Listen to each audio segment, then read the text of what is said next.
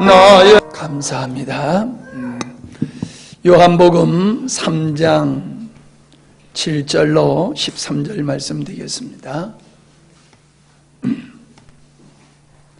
요한복음 3장 7절로 13절. 요한계시록.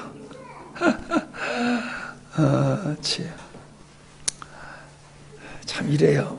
생각으로는 요한계시록을 하면서 입으로서는 요한복음이라고 그러면서도 나는 또 요한계시록으로 말하는 줄 알고 있어요. 빌라델피아 교회의 사지에게 편지하기를 거룩하고 진실하사 다윗의 열쇠를 가지시니 곧 열면 닫을 사람이 없고 닫으면 열 사람이 없는 그이가 가라사대 볼지어다 내가 네 앞에 열린 문을 두었으되 능히 닫을 사람이 없느니라. 내가 네 행위를 아노니 네가 적은 능력을 가지고도 내 말을 지키며 내 이름을 배반치 아니하였도다. 보라, 사단의 회 곧 자칭 유대인이라 하나 그렇지 않고 거짓말하는 자들 중에 몇을 네게 주어 저희로 와서 네 발 앞에 절하게 하고 내가 너를 사랑하는 줄을 알게 하리라. 네가 나의 인내의 말씀을 지켰은즉 내가 또한 너를 지키어 시험의 때를 면케 하리니 이는 장차 온 세상에 임하여 땅에 거하는 자들을 시험할 때라. 내가 속히 임하리니 네가 가진 것을 굳게 잡아 아무나 네 멸관을 빼앗지 못하게 하라. 이기는 자는 하나님의 성전의 기둥이 되게 하리니 그가 결코 다시 나가지 아니하리라. 내가 하나님의 이름과 하나님의 성 곧 하늘에서 내 아버지께로부터 내려오는 새 예루살렘의 이름과 나의 새 이름을 그 위에 기록하리라. 귀 있는 자는 성령의 교회들에게 하시는 말씀을 들을지어다. 아멘. 7교회 중에서 우리가 5교회를 했고 이제 6번째 빌라델피아 교회를 오늘 말씀을 나누게 됩니다.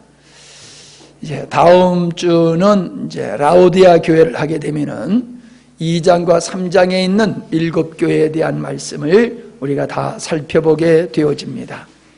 이 빌라델피아 교회는 여러 교회 중에서 이 서머나 교회와 더불어서 참 주님을 기쁘시게 하는 칭찬받는 그런 교회였음을 우리가 보게 됩니다. 어떤 교회든지 칭찬의 말씀이 있으셨고 그 다음에는 권면과 책망의 말씀이 계셨습니다. 그런데 이 빌라델피아 교회를 향해서는 우리 주님께서 칭찬의 말씀만 계셨지 책명의 말씀은 없으셨다라고 하는 것입니다. 참 우리가 어떤 부분에 두각을 나타내고 탁월함을 가지는 것도 아름답지만은 그러나 흠이 없는 것이 더 중요하다라는 생각을 해봅니다. 일반적인 사회생활이나 혹은 믿음의 생활이나 모든 부분에 있어서 균형을 이루는 것이 참 중요하다는 거지요.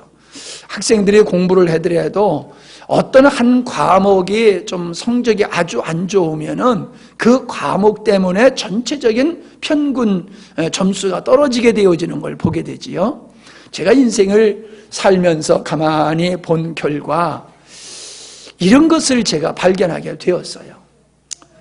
예를 들어서 참 사람은 좋은데 무능하다 이런 소리를 듣게 되고, 또 어떤 사람은 다른 부분에 있어서는 다 탁월한데 한 부분에 있어서 약점을 가지고 있어가지고 마치 물이 그쪽으로 스며 나가는 것 같이 우리들의 삶 속에 결정적인 어떤 흠 하나 때문에 인생 전체가 이렇게 아름답게 만들어지지 못하는 것을 보게 됩니다. 이런 말씀을 들으면서 여러분은 어떻게 생각하십니까? 나는 어떤 게 단점인가? 나에게는 어떤 게 문제점이 있는가? 그런 걸 좀 고민하셔야 됩니다. 사실 그렇게 나는 문제점이 없다, 결격 사유가 없다 이런 식으로 생각하는 사람은 없을 겁니다. 다 문제가 있어 이런 생각은 아마 하실 거예요. 근데 문제는 뭐냐 하면은 그냥 인정하는 선에 머문다는 거예요. 그거를 변화시키고 그거를 새롭게 하고 그거를 극복하고자 하는 노력을 별로 하지 아니하고 이건 그냥 운명적으로 내가 태어난 것이다 라고 생각을 하고 그냥 지나가는 경우가 대부분이에요. 그런데 성공적인 사람들은 자기의 그러한 약점, 결점을 인식하고 그것을 만회하기 위한 노력들을 한다는 겁니다. 우리는 믿음으로 하나님 앞에서 이러한 자신들의 부족함을 먼저 정확하게 우리가 알아야 되고 그러한 문제를 해결하기 위해서 주님 앞에 기도의 제목으로 삼고 나가는, 그래서 그러한 부분이 치유되고 회복되어지는 역사가 있기를 바랍니다. 자, 이 빌라델비아 교회가 있는 이 지방은 지진이 많이 일어나는 그런 지역이라고 합니다. 그래서 7차례의 큰 지진으로 말미암아 이 도시가 완전히 황폐하게 되어졌는데 그 도시를 황제가 재건케 해서 시저에게 바치는 도시라고 하는 이름으로 불려지기도 했다라고 합니다. 그러니까 7번의 대지진이 있었기 때문에 모든 것이 파괴되어짐으로 말미암아 황폐하게 되었지요. 그래서 이 빌라델비아라고 하는 도시는 가난한 도시였다라고 합니다. 그렇기 때문에 이 빌라델비아 교회도 아주 가난하고 작은 교회였음을 우리가 알 수 있습니다. 뿐만 아니라 이 빌라델비아 교회도 역시 핍박을 당하고 있었는데 누구에게 핍박을 당하고 있었냐면 유대인들에게 핍박을 당하고 있었다라고 하는 겁니다. 예수님께서 유대인으로 오셔서 유대인들의 손에 의해서 예수님이 십자가를 지시고 죽으셨죠. 그 유대인들, 그들은 여호와 하나님을 섬기는 사람들인데 하나님께서 보내주신다고 하는 메시아를 기다렸지만은 정작 메시아이신 주님이 이 땅에 오셨을 때에 예수님을 메시아로 알아보지 못하고 예수님을 십자가에 못 박아 죽였지요. 하나님의 아들이라고 감히 인간이 하나님의 아들이라고 어찌 그렇게 주장할 수 있는가? 참남하도다. 이래서 예수님을 십자가에 못 박아 죽였습니다. 여러분, 아무리 그들이 하나님을 섬기는 열심 있는 사람들이라 할지라도 그것이 한낱 인간적인 열심이나 육적인 자세로 하나님을 보게 되어지면 하나님을 제대로 알 수 없는 것이었습니다. 그들의 생각으로서는 하나님은 하나님이시지 어떻게 인간의 하나님이 될 수 있냐는 거예요. 다시 말하면 하나님이 어떻게 사람의 모습으로 올 수 있냐는 거예요. 이해가 되잖아요? 여러분? 예. 어떻게 하나님께서 어떻게 낮고 천한 사람의 모습을 가지고 이 땅에 오실 수 있겠는가? 그게 보편적인 사람들이 가지고 있는 생각이라는 거지요. 지금도 마찬가지잖아요. 예수님이 하나님의 아들이라고 그러니까 믿어요, 사람들이? 안 믿잖아요. 어떻게 인간의 하나님이야? 하나님이 어떻게 인간의 모습으로 와? 그러면서 예수님을 하나님으로 지금도 대다수의 사람들이 안 믿는다라고 하는 겁니다. 더욱이 하나님께서는 예수님을 이 땅에 보내셔서, 아들 예수님을 이 땅에 보내셔서 우리 죄 대신 형벌을 받고 십자가에 죽게 하셨을 뿐만 아니라 그 예수님이 부활 승천하신 후에 성령을 보내셔서, 하나님의 영이신 성령을 보내셔서 성령에 참여한 우리들이 주님의 신의 성품에 참여하게 되는 것도 이해를 못해요. 그게 어떻게 가능하냐는 거예요. 인간이 어떻게 신과 연합할 수가 있느냐. 이해가 안 된다는 거예요. 이해가 안 되지요. 그러니까 유대인들이 그렇게 하나님을 열심히 섬겼어도 그들은 열심 있는 사람이었지 영적인 사람은 아니었다는 거예요. 이해가 되세요? 우리가 예수님을 믿어도 영적인 사람이 돼야지 하나님이 하신 일들이 이해가 되지.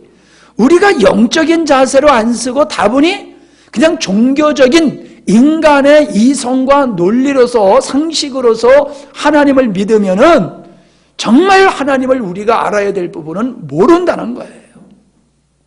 이 유대인들이 하나님을 섬겼지만은 하나님의 보내신 하나님의 아들 독생자 예수 그리스도를 인정하지 아니하고 그를 십자가에 못 박아 죽였기 때문에 그 예수님을 하나님으로 믿는 사람들을 싫어하는 거예요. 그래서 예수님을 죽였던 것과 같이 예수님을 믿는 사람들도 또한 그들이 경멸의 대상으로 삼고 조롱하고 멸시하고 핍박을 했다라고 하는 겁니다. 근데 한 가지 우리가 역사적으로 좀 알고 넘어가야 될 부분이 뭐냐 하면은 이 유대인들이 나중에는 기독교가 로마에서 국교화가 되어지고 기독교가 이 교황권이 황제를 임명하는 지위까지 권력과 물력을 휘두르게 되어졌을 때에 굉장히 이 카톨릭이 이 유대인들을 핍박을 했어요. 그래서 유대인들을 잡아다가 예수 믿을래? 예수 믿고 살래? 아니면 죽을래? 그래가지고 예수님을 안 믿는다고 유대인들을 무지무지 많이 죽였습니다. 그게 역사적으로 교회가 개신교회가 아니지만은 카톨릭도 교회는 교회이기 때문에 이 카톨릭이 유대인들을 무지무지 핍박을 한 역사들이 있다. 그리고 히틀러가 유대인들을 600만 명을 죽일 때에도 기독교가 그것을 방관하고 이 천주교가 그것을 그냥 어떻게 보면 도왔어요. 우리를 도와달라고 편지를 했을 때 교황청에서 뭐라고 편지를 했냐면 당신들은 돼지 같은 존재이기 때문에 죽어 마땅하다라고 답신을 보냈어요. 그리고 유대인들이 히틀러의 정권에 그렇게 죽는 것을 그냥 방치해뒀지요. 그렇기 때문에 유대인들은요, 기독교인 하면 아주 지금은 철천지 원수로 생각합니다. 그래서 그들이 지금 예수님을 믿지 않는 이유 중에 하나는 신학적으로 그들이 예수님을 메시아로 구원주로 인정하지 아니할 뿐만 아니라 역사상 감정적으로 기독교에 대한 반감을 가지고 있어요. 참 우리는 일제의 경험을 안 한 사람들이잖아요. 근데도 우리는 일본 하면 벌써 기분이 이상하게 야릇하게 꽈해지잖아요. 속에서 일본 하면 벌써 감정이 안 좋아진단 말이에요. 우리는 그 경험을 안 했지만은 그건 더하다는 거지요. 예. 일본 사람들이 우리를 엄청나게 참 박대를 하고 착취를 하고 어렵게 했지만 그렇게 죽이지는 않았거든요. 그렇게 많이 죽이지는 않았거든요. 많이 잘못을 했지만 그와 같다는 거예요. 이제 그걸 여러분이 참고로 좀 알아두시는 게 좋을 것 같습니다. 자, 그래서 이 빌라델비아 교회는 이러한 유대인들에 의해서 나중에 이제 조금 더 말씀을 나누겠습니다만은 유대인들에 의해서 핍박을 받았다. 아주 얘기 났으니 그냥 그 문제를 구절 말씀을 다 하고 넘어가는 게 좋을 것 같으네요. 그 유대인들을 가리켜서 뭐라고 말씀하셨느냐 하면은 사단의 회다라고 말씀을 하고 있습니다. 서문화 교회를 향해서도 말씀하실 때에도 유대인들, 자칭 유대인들이라고 하는 사람들을 사단의 회다라고 그렇게 말씀을 하셨는데 지금도 동일하게 그런 말씀을 하고 있음을 보게 되어집니다. 사단의 회다, 그러니까 사단의 무리다라고 하는 거지요. 여러분 이 이야기는 유대인들의 입장에서는 아주 모욕적이고 얼토당토한 말이라고 생각할 수밖에 없는 거지요. 그렇게 하나님을 잘 섬기는 그들에게 너희들은 하나님의 원수인 이 하나님을 대적한 타락한 천사들의 한 무리야 라고 얘기한다는 것은 바리새인들을 향해서 이 회칠한 무덤이라고 하면서 그들을 주님께서 책망하신 것과 동일한 거지요. 왜 하나님께서는 유대인들을 이처럼 사단의 회라고 우리 주님께서 말씀하셨느냐라고 하는 겁니다. 여러분 잘 들으십시오. 여기 말씀해 보면 그들은 거짓말하는 자라고 얘기를 하고 있음을 보게 됩니다. 유대인들이 자칭 유대인이라고 하고 그들은 거짓말을 하는 자다. 거짓말을 하는 자다. 자, 무슨 거짓말을 했길래 거짓말을 하는 자라고 그랬습니까? 그들은 거짓말을 하기 싫어서 입을 꼬맸대요. 자꾸 입에서 거짓말이 나오니까 거짓말을 안 하려고 입을 꼬맸답니다. 그토록 그들은 거짓말을 하길 싫어하는 사람들이었는데 그들을 가리켜서 거짓말쟁이다라고 말씀하셨다는 거예요. 그러니까 여기서 거짓말이라고 하는 것은 우리가 말하는 그런 거짓말이 아니라 진리에 관한 얘기를 하고 있는 거지요. 거짓말 중에서 가장 큰 거짓말이 뭡니까? 하나님의 말씀을 뒤바꿔 버리는 거예요. 그죠? 이 세상의 사실도 뒤바꿔서 말하는 게 거짓말이잖아요. 그와 같이 거짓말 중에 거짓말은 하나님께서 선악과를 따먹으면 반드시 죽을 거야 했을 적에 안 죽어라고 하나님의 말씀을 뒤바꿔 버렸잖아요. 거짓말로 아담과 하와를 유혹했잖아요. 여러분, 예수님이 하나님이십니다. 그 하나님이신 예수님이 이 땅에 오셨는데 저 사람은 하나님이 아니야 라고 말했으니까 거짓말 중에서 최고의 거짓말을 한 거잖아요. 그래요. 오늘날 이 땅에 많은 사람들은 그냥 도덕과 윤리적으로 그저 착하게 살면 되는 줄 알아요. 그러나 다 거짓말쟁이에요. 이 유대인들과 같이 다 거짓말쟁이에요. 왜? 하나님을 하나님이 아니라고 얘기하니까는 다 거짓말쟁이지. 우리 모두가 죄인인데 나는 죄인이 아니오라고 말하고 있어요. 그러니 거짓말쟁이지. 이건 하나님을 거짓말쟁이로 만드는 거라고 그랬잖아요. 요한일서에 보면은 우리가 죄인인데 나 죄 없어 이러면은 우리 보고 죄 있어라고 말씀하시는 하나님을 거짓말쟁이로 만드는 게 아니냐 그러셨잖아요. 거짓말쟁이에요. 진리를 인정하지 않는 거짓말쟁이에요. 그렇게 보면은 오늘도 우리는 진리를 그대로 받아들이는 게 아니라 진리를 각색을 해가지고 우리가 원하는 것은 받아들이고 우리가 원치 않는 것은 안 받아들이는 이것도, 그래서 요한계시록 뒤에 가보면은 이 예언의 말씀에다가 보태는 자, 이 예언의 말씀을 빼는 자가 있다고 말씀하고 있는데 바로 우리가 하나님의 말씀을 전적으로 아멘하고 받아들이는 게 아니라 부분적으로 받아들이는 것 또한 이것도 거짓말쟁이다 라고 하는 것을 우리가 알 수 있습니다.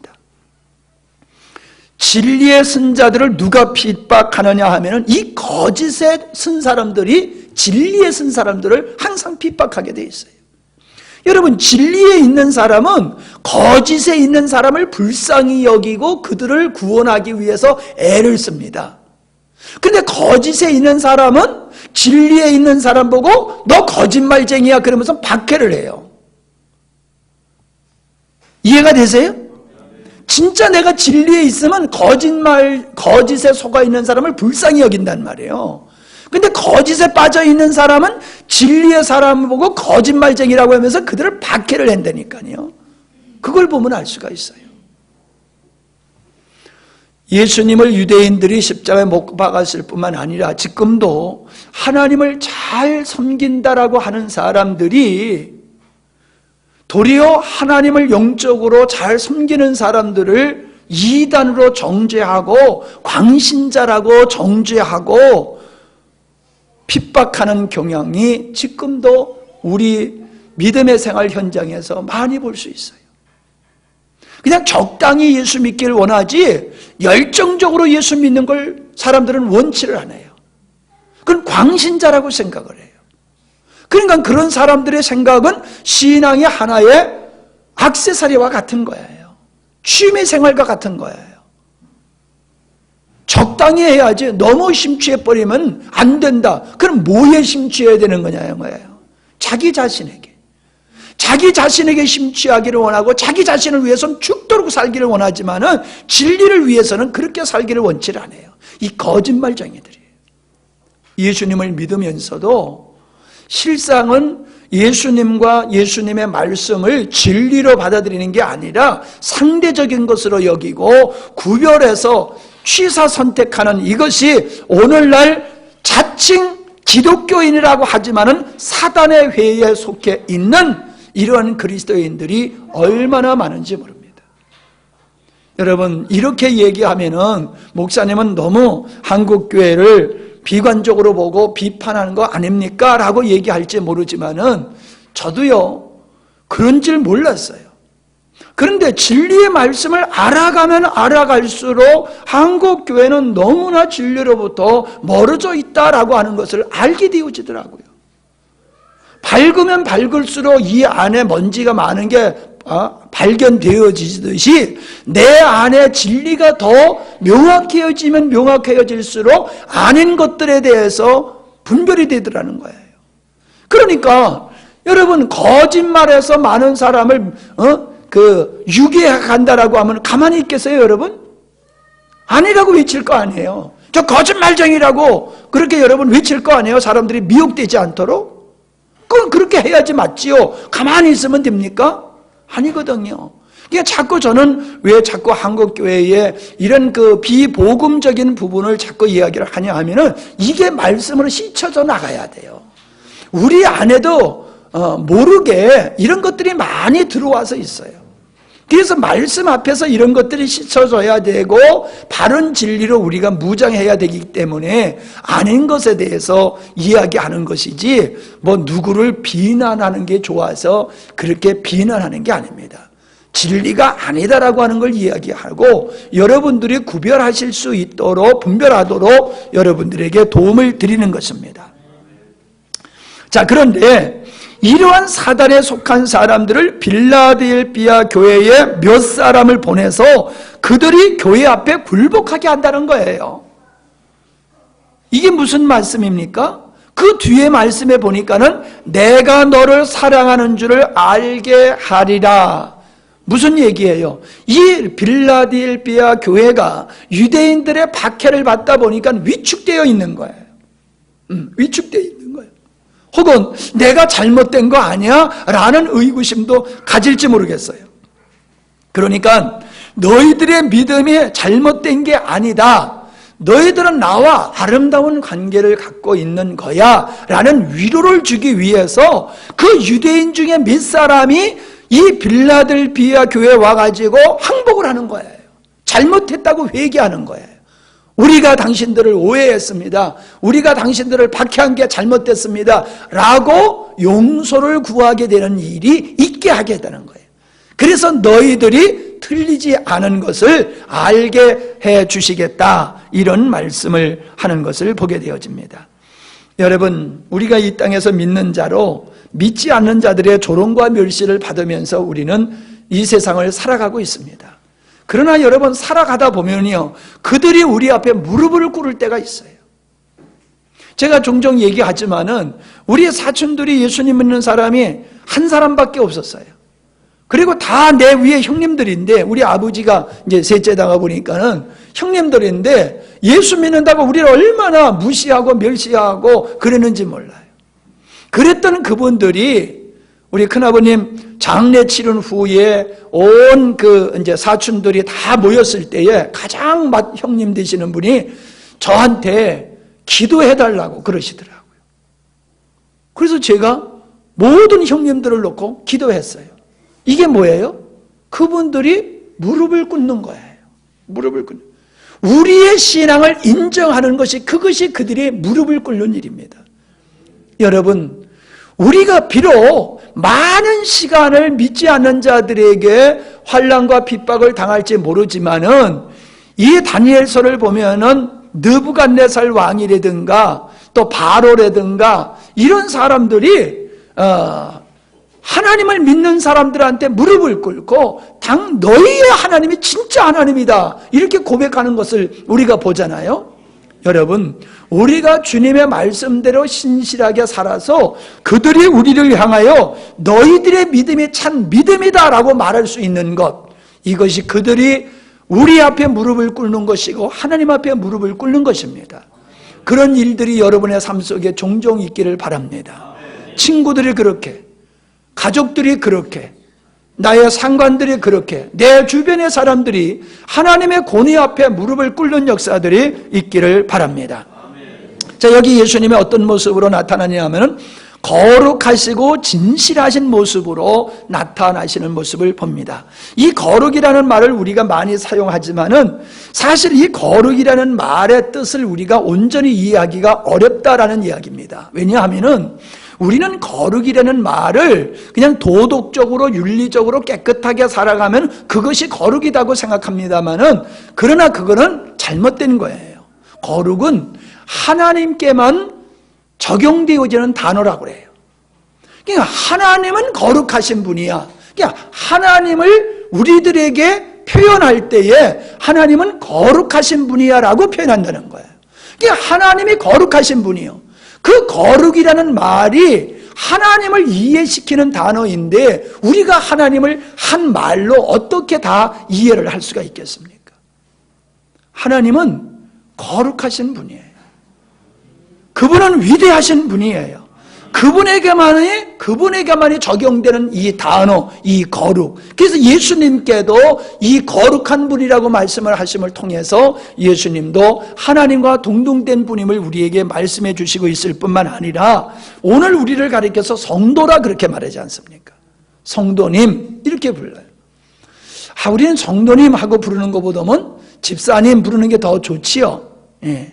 근데 정말로요, 우린 집사님 이 호칭보다도 성도님 이런 호칭이 더 영적인 호칭이고, 그리고 형제님, 자매님 이것이 더 그리스도 안에서 한 몸된 우리의 관계를 표현하는 단어라고 생각합니다. 성도, 그게 뭐예요? 거룩한 자라는 거예요. 거룩한 자. 여러분, 예수님이 거룩하고 하나님이 거룩하신 것 같이 우리도 거룩하대요. 거룩하신 성도님. 우린 다 거룩하신 성도님이에요. 목사님 나 지금 싸우고 왔는데요. 그래도 거룩하셔요. 왜요? 우리가 거룩하게 된 것은 예수님의 십자가의 보혈의 옷을 입었기 때문에 우리가 거룩한 거지, 우리 속이 거룩해서 거룩한 게 아니에요. 우리 신분이 예수님과 같이 거룩한 존재로 하나님이 인정하셨다는 거예요.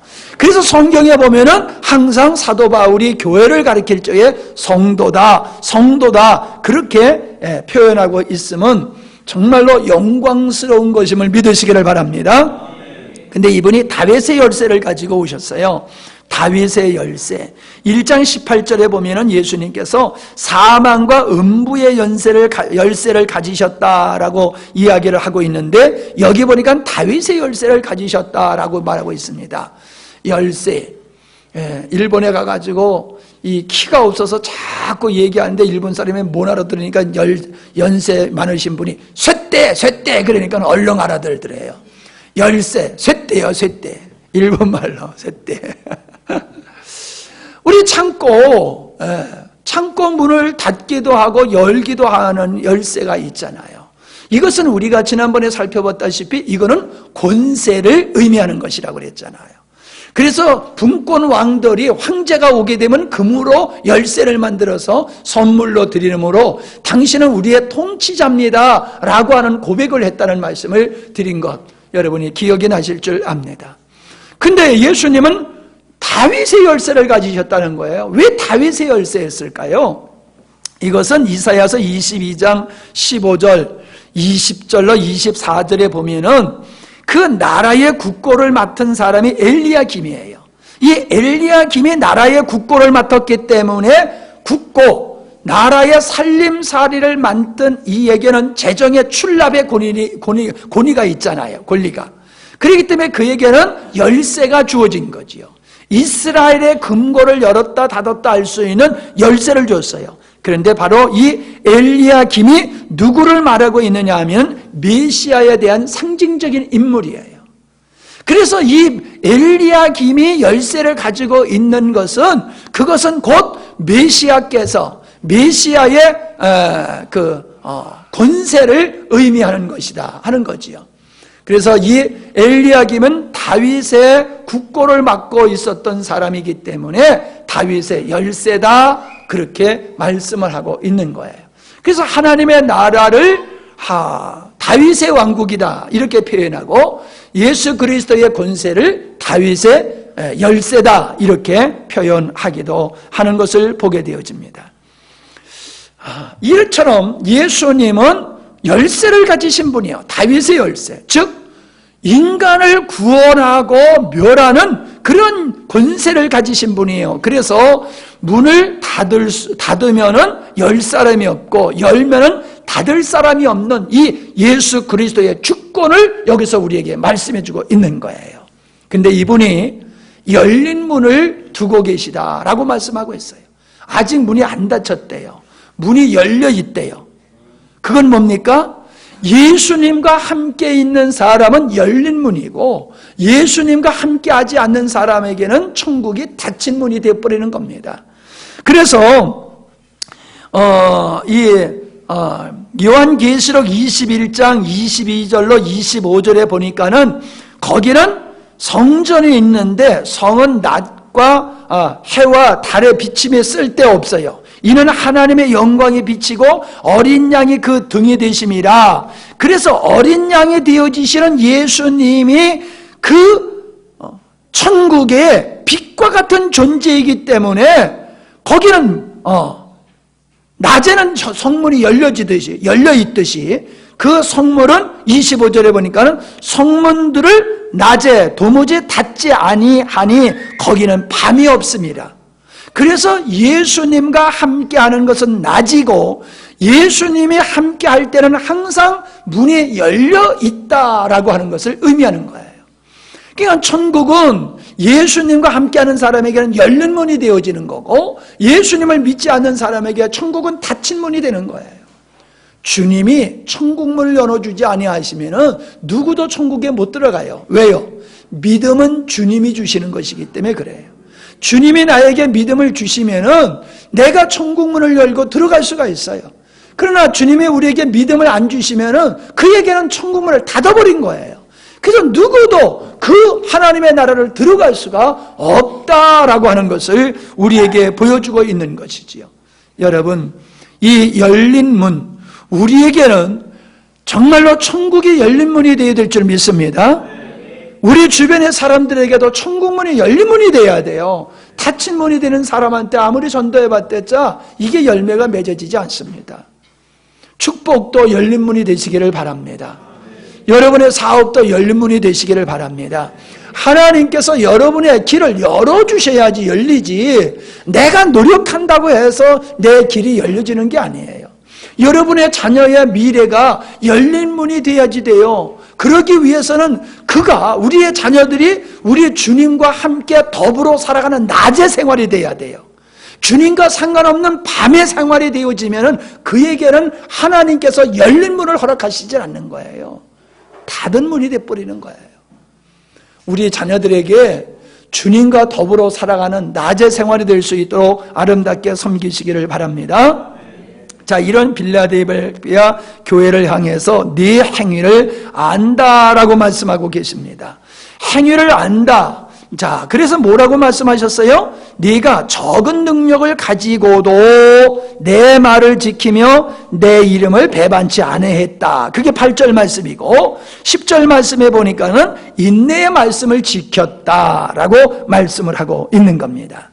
한마디로 말씀을 드리면은 이 말씀은 유대인들의 조롱과 멸시와 핍박이 있었음에도 불구하고 그들은 흔들리지 않은 믿음을 유지하고 살아왔다라고 하는 겁니다. 그걸 칭찬하신 거예요.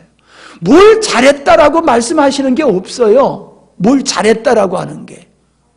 다른 교회는 많이 있잖아요. 뭘 잘했다 이런 것들을 많이 칭찬하셨잖아요. 근데 여기는 뭘 잘했다는 말이 없어요. 다만 뭐래요? 네가 내 말씀을 지키고 인내로서 말씀을 지키고 나의 이름을 배반치 않았다. 믿음을 끝까지 지켰다라고 하는 겁니다. 이걸 우리 주님이 얼마나 기뻐하시냐라고 하는 것을 우리가 이 빌라델피아 교회에 향해서 칭찬하시는 주님의 말씀을 통해서 알 수가 있어요. 다른 교회들은 충성된 모습을 가졌지만 책망을 받았어요. 근데 이 교회는 뭘 잘했다 하는 건 없는데 네가 내 말을 지키고 나를 향한 믿음을 지켰다라고 하는 이 축복된 말씀만 있는 것을 통해서 볼 때에 하나님이 우리에게 원하시는 것은 무슨 일이 아니라는 거예요. 사역이 아니라는 거예요. 그렇다고 사역 전체를 부정하는 건 아닙니다. 우선이 그게 아니라고 하는 것을 얘기하는 거지 그게 아니라는 얘기가 아니에요. 오해하지 마시기 바랍니다. 예.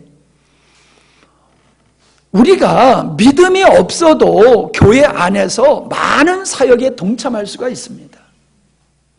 그냥 믿음이 없어도 목사 된 사람들 많아요. 예수님을 향한 바른 믿음이 없어도 목사가 된 사람들이 많습니다. 예수님에 관한 믿음이 없어도 교회의 직원으로서 교회에서 먹고 사는 사람도 있습니다. 뭐 우리 교회야 시골 교회니까 그렇지 않지만요, 도시교회 큰 교회 가보면요, 교회 직원들이 수십 명이 되어지는 교회도 있어요. 예, 차량 운영하는 데에 직원이 있고, 사찰 집사님으로 직원이 있고, 뭐 행정 보는 직원이 있고, 다양한 직원들이 교회 안에 많이 있어요. 그분들이 다 믿음을 가졌느냐 하면은 꼭 그런 게 아니에요. 우리는 예를 들어서 요즘 이제 노인 복지에 대해서 많이 국가에서 관심을 기울이고 있습니다만은, 우리 교회에서도 집사님들이 그런 일에 종사하고 계시지만은, 우리 연세 많으신 그 불편하신 어른들을 사랑으로 섬기는 그 긍휼의 마음을 가지고 하시는 분이 있는가 하면은, 돈 벌기 위한 직장과 돈 벌기 위한 수단으로서 복지에 몸담고 있는 분들이 많이 있어요. 그게 사실이에요. 그래서 자꾸 이 복지시설에서 많은 문제들이 자꾸 발생하는 이유가 어디 있느냐, 비리가 끊이지 않는 이유가 어디 있느냐 하면은, 긍휼을 베푸는 데에 목적이 있는 게 아니라 긍휼을 빙자해서 돈 벌기 위한 이런 수단으로서 하는 사람들이 많이 있다는 거예요. 그래서 우리는 이 겉에 어떤 그 하나님과 관계된 사역이나 어떠함은 믿음을 가진 사람이 해야 되는 거지만 믿음이 없는 분도 할 수 있다라고 하는 것을 우리가 알 때에, 왜 주님께서 빌라델비아 교회를 향해서 그 말씀을 지키고 믿음을 지킨 것을 크게 여기시고 그걸 칭찬하셨느냐라고 하는 것을 우리가 깊이 깨달아야 될 줄 믿습니다. 제가 자꾸 여러분, 우리 교회 성도들에게 강조하는 말씀과 어찌 보면 시비 거는 것 같은 말씀이 뭐냐 하면은, 제가 봤을 때 교회 열심히 봉사 안 해도 괜찮다는 거예요. 그러나 분명한 것은 우리 성도님들 마음속에 주님 사랑함이 있어야 돼요. 말씀을 실현하고자 하는 열정은 있어야 돼요. 이거 없으면요, 이거 헷갈리는 거예요. 우리의 삶 속에는 뭐 교회에서 어떤 행사에 봉사하기 이전에 내가 주님의 말씀을 실현하고 주님을 사랑하는 이 일이 내 인생의 중심에 있어야 되고 목적이 되어야 될 줄로 믿습니다. 하나님은 그렇게 이 교회를 축복하셨어요. 인정하셨어요.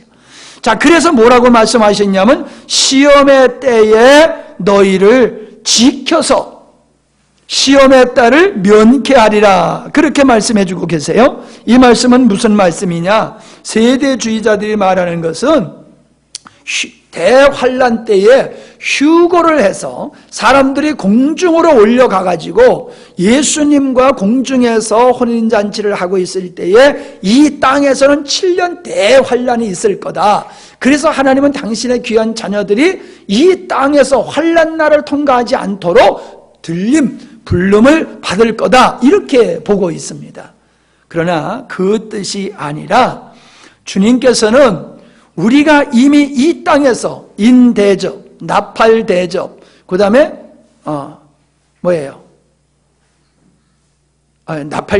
인심판, 나팔심판, 대접심판, 그걸 말을 이상하게 했네.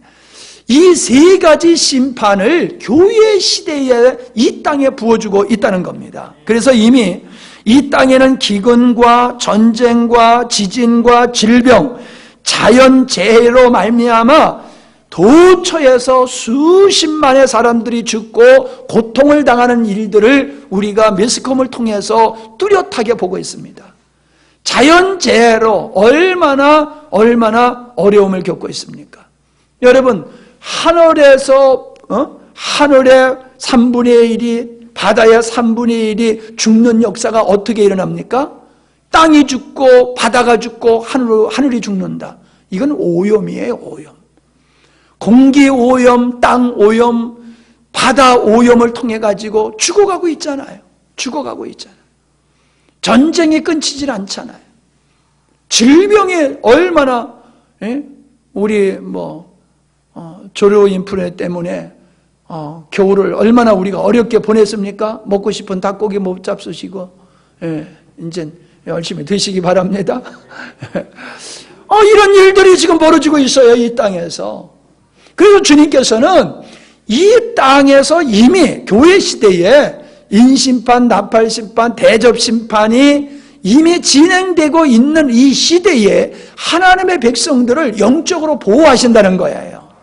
그들이 믿음에 상실하지 않도록, 믿음이 떨어지지 않도록 보호하신다는 거예요. 그래서 요한복음 17장 15절에 보니까는 우리 주님께서 마지막으로 기도하는 모습이 나오는데, 내가 비옵는 것은 저희를 세상에서 데려가시기 위함이 아니요 오직 악에 빠지지 않게 보존하기를 위함입니다. 그랬어요.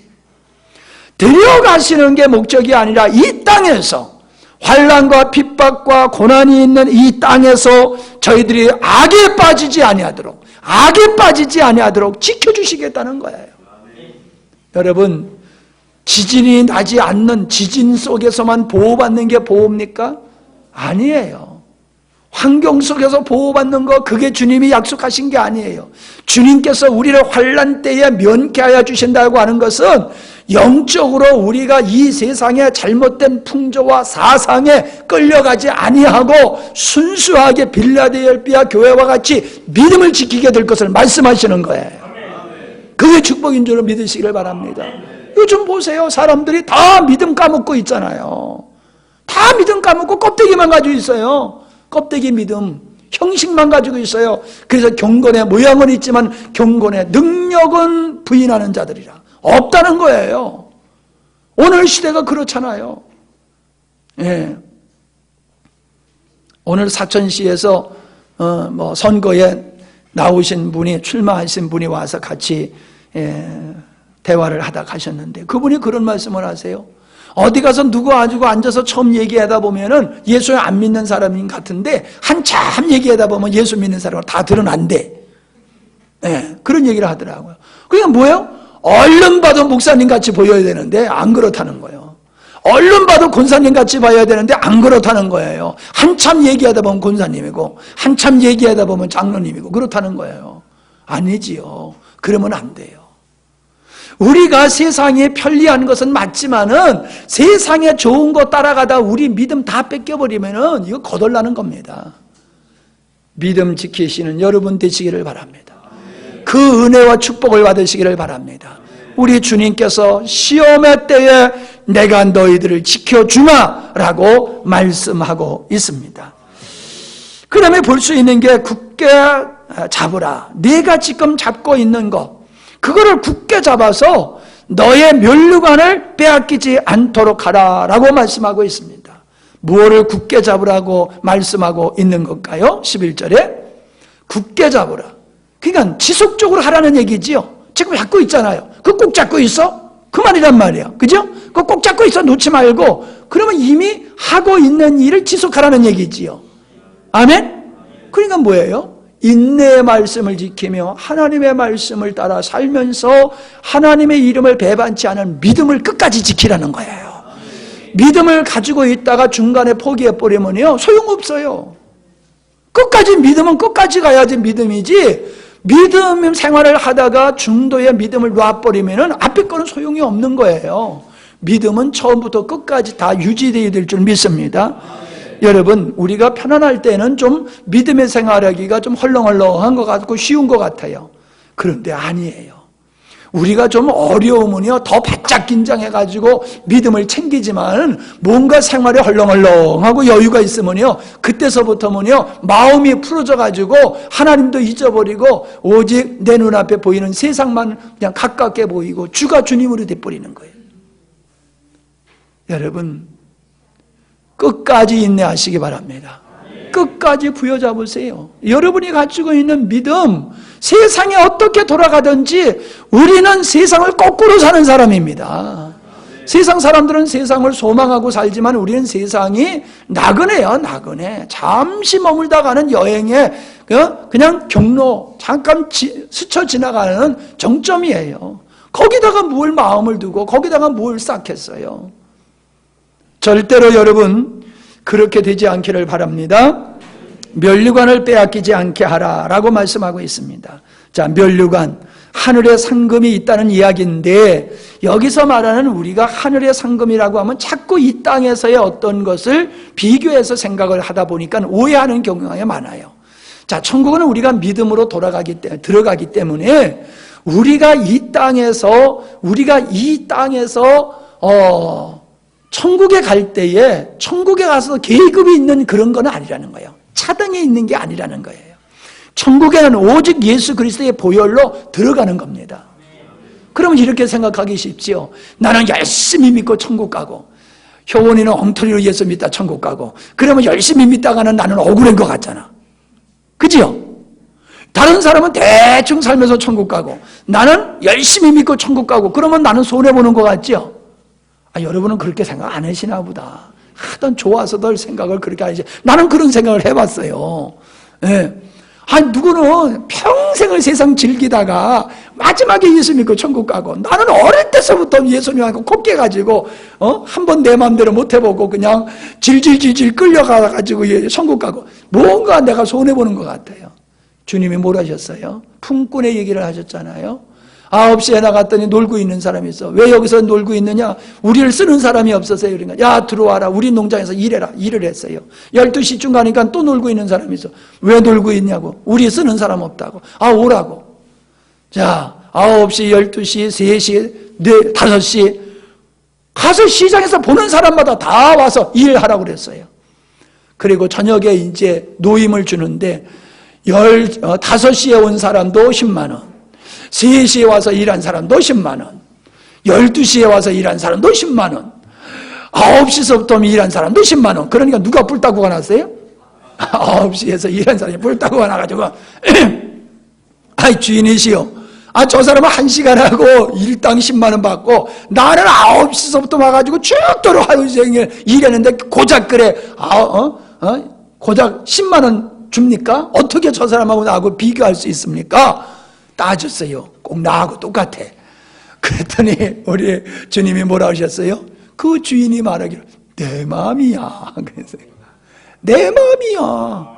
1시간 한 사람에게도 10만 원 주는 거나 9시 사방에게도 10만 원. 내가 약속했지 않았느냐? 내가 약속 지켰지 않느냐 너에게. 내가 10만 원 준다고 그러다가 내가 9만 원 줬냐? 15만 원 준다고 그러다가 10만 원 줬냐? 내가 9시에 약속한 대로 너 줬잖아. 그러면 됐지. 뭐 내가 사랑을 베푸고 궁우를 베푼 걸 가지고 시비야? 할 말이 없지요. 자, 그런데 이거는 있어요. 여러분, 우리가 하나님의 나라 가면은 누구나 다 일당 10만 원 받은 것과 같이 똑같이 하나님의 영광에 들어갑니다. 아멘? 예. 주를 위해서 아무것도 안 하고 그냥 진짜 얌체같이 예수 믿고 천국 가는 사람이 있을 수 있어요. 근데 이걸 하셔야 돼요. 이 땅에서 우리가 사는 삶도 소중한 삶이에요. 죽어서만 삶이 소중한 삶이 아니에요. 이 땅에 산 삶도 소중한 거예요. 그런데 성경에 보니까는 하나님의 말씀을 따라 산 사람에게는 이 땅에서 하나님의 권세를 가지고 산다는 거예요. 자, 19장 11절로 14절을 보시기 바랍니다.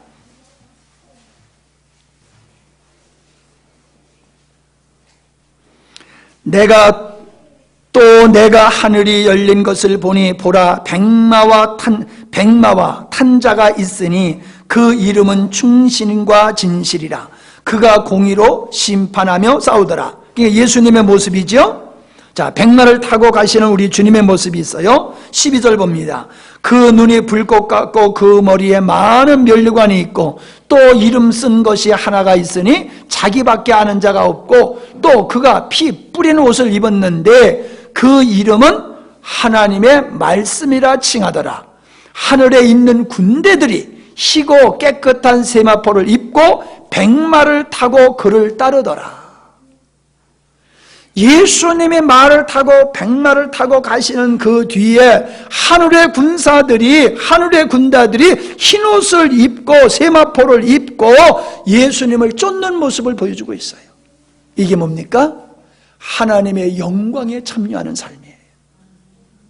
우리가 이 땅에서만, 우리가 죽어서만 천국에 가는 거 아니에요. 우리가 예수 그리스도의 생명에 참여한 자가 되어서 주님께서 부활 승천하셔서 하나님의 우편에 앉아 계신 것과 같이 우리들도 하나님의 말씀을 지키고 순종하면서 주님의 말씀대로 살 때에 우리에게도 예수님이 누리고 있는 그 백마를 우리도 탄다는 거예요. 여기 보세요. 백마를 예수님도 타고 따르던 자도 탔잖아요. 동일하게 탔잖아요. 우리 주님에게 속한 모든 것을, 주님의 말씀을 실현하면서 사는 사람들은 이 땅에서부터 누린다는 거예요. 그래서 지난번에도 나왔잖아요. 예? 권세, 철퇴의 권세를 얘기하고 있지 않습니까?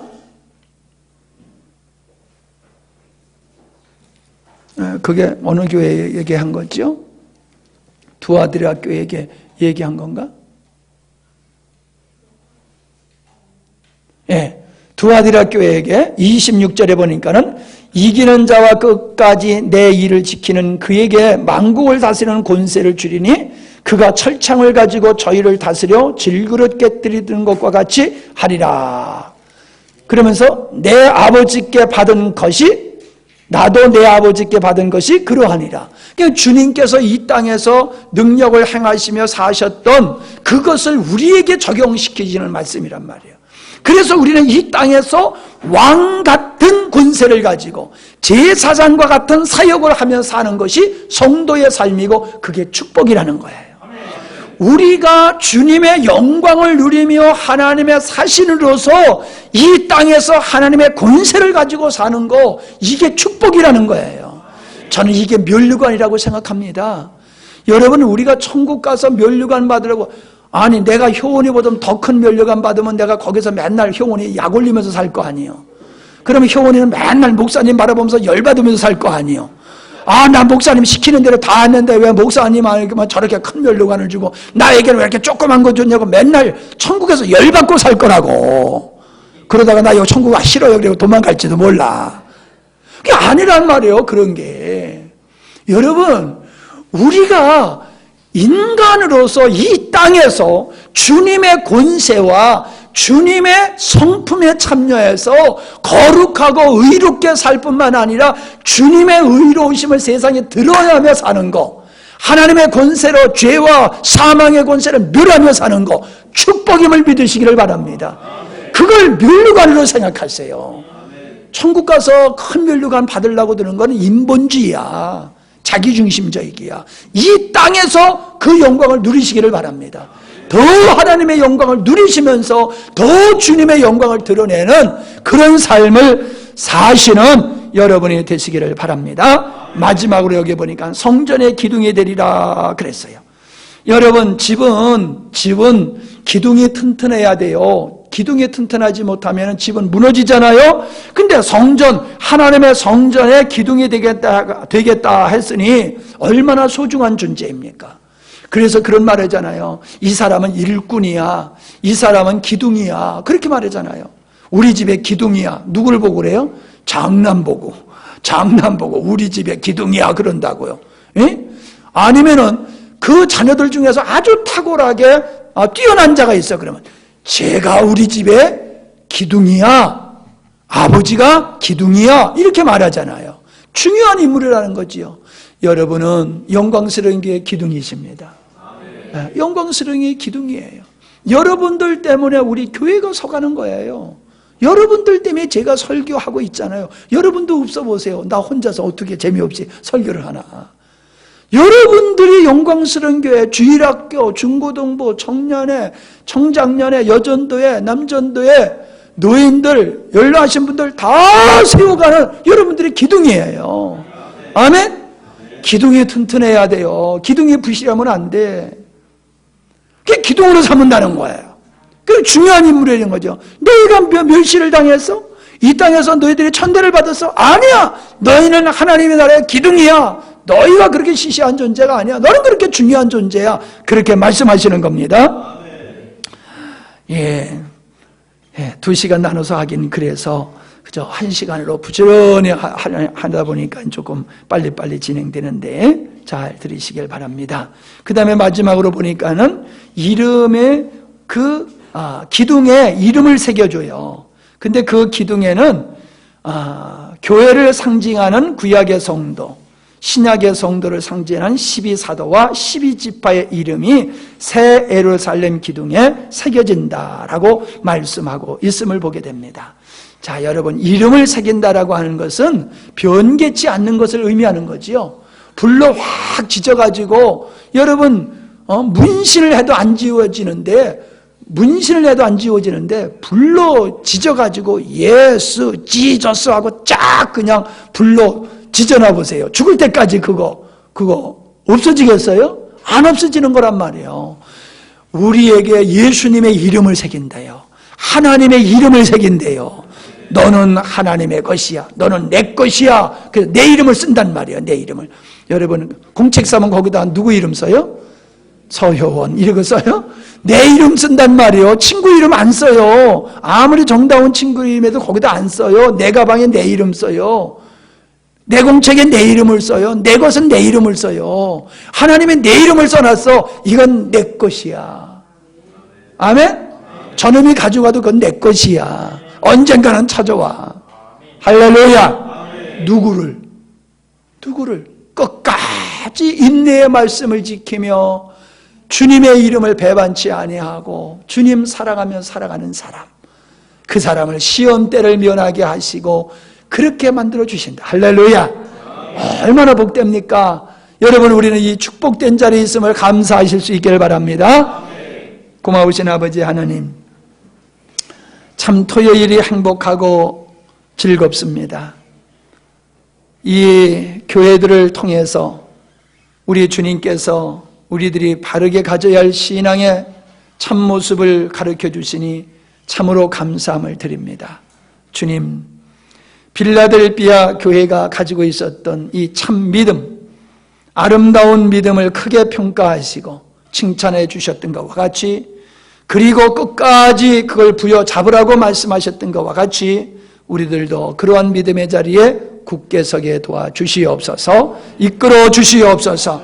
어떤 사람들과 같이 환경과 사건에 미혹되지 않게 하시고 주님의 이름을 배반치 아니하며 믿음을 지키는 저희들이 되게 해 주시옵소서. 예수님의 이름으로 기도하옵나이다. 아멘. 감사합니다.